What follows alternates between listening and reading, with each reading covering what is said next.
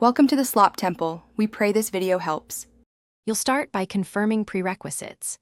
Make sure mobile data is active or the phone is on a network that allows tethering, and disable battery saver so Hotspot stays on. Once done, unlock the device and open settings, then go to Wireless and Networks and choose Personal Hotspot. You do this now to avoid interruptions later.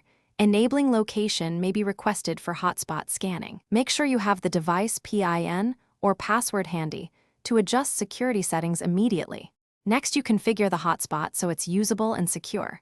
You'll rename the SSID to something recognizable. Pick the AP band 2, 4 GHz for range, 5 GHz for speed, and select WPA2 or WPA3 encryption. Then create a strong password. Once configured, limit the number of allowed devices and set a data or session timeout to prevent accidental overuse. Also enable client isolation if you want devices segregated. These settings balance speed, security, and battery life for everyday sharing.